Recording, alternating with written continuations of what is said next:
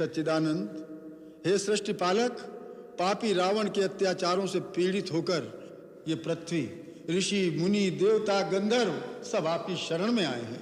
इनकी रक्षा कीजिए भगवान, रक्षा कीजिए, रक्षा कीजिए। पृथ्वी पर धर्म और सत्य का नाश हो रहा है प्रभु। पाप की शक्तियां बढ़ रही हैं। राक्षसों का राजा रावण अहंकार के मद में चूर होकर तीनों लोगों को अपने पांव तले रौंदने को तैयार है। देव, दानव, मनुष्य कोई उसका सामना करने की हिम्मत नहीं करता, क्योंकि स्वयं ब्रह्मा और महादेव ने उसे वरदान दिया है कि देव, दानव, नाग, किन्नर, गंधर्व किसी के हाथों से वो मारा नहीं जाएगा। प्रभु, आपकी सृष्टि का भार धारण करना मेरा धर्म है, परंतु जब धर्म की जगह अधर्म का राज होता है तो अधर्म से अनाचार, अनाचार से भ्रष्टाचार और भ्रष्टाचार से अत्याचार की ज्वाला भड़क उठती है।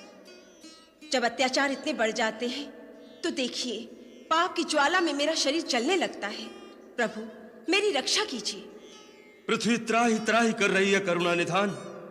जब वो अभिमानी चलता है तो ऐसा प्रतीत होता है मानो धरती को अपने पैरों तले कुचल रहा हो। असुरों के आतंक से धर्मशील जनता चीत्कार कर रही है। उसके सैनिक लोगों को त्रास दे रहे हैं।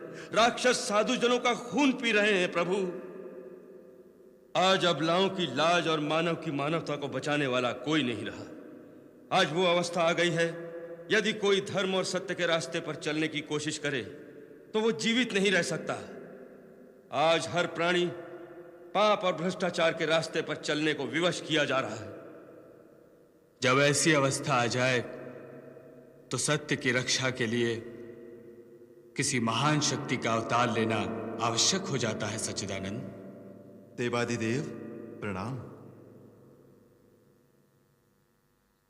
हे सर्वेश्वर, आपने जो कर्म का विधान बनाया है उसके अनुसार जो भी श्रम करेगा, परिश्रम करेगा, तपस्या करेगा, उसे शक्ति अवश्य प्राप्त होगी। उसी विधान को निभाना आपका कर्तव्य है प्रभु। धरती पर जब भी कोई जालिम प्राणी मात्र को अपने चरणों में झुकने पर मजबूर कर देता है तो एक सच्चा इंसान उसके सामने झुकने से इनकार कर देता है, क्योंकि उसे विश्वास होता है कि ऊपर कोई शक्ति है जो उसके साथ न्याय करेगी, उसकी रक्षा करेगी। जिस दिन यह विश्वास टूट जाएगा कि अंत में सच्चाई की जीत होती है, उस दिन कोई धर्म के रास्ते पर नहीं चलेगा। समाज बिखर जाएगा। धरती, सूर्य, चंद्रमा अपना अपना रास्ता बदल देंगे। सृष्टि का सारा क्रम अस्त व्यस्त हो जाएगा। देवगुरु बृहस्पति ठीक कहते हैं प्रभु। यही वो समय है जब ईश्वर का अवतार लेना आवश्यक होता है। त्रिपुरारी, पापी के पाप में ही उसके नाश का बीज छुपा रहता है। जो रावण यह समझता है कि उससे बढ़कर कोई शक्ति नहीं रही, उसका नाश भी उसी अहंकार में छुपा हुआ है। उस अहंकार के कारण उसने वरदान मांगते समय मनुष्य और बानर के हाथों न मरने का वरदान नहीं मांगा था।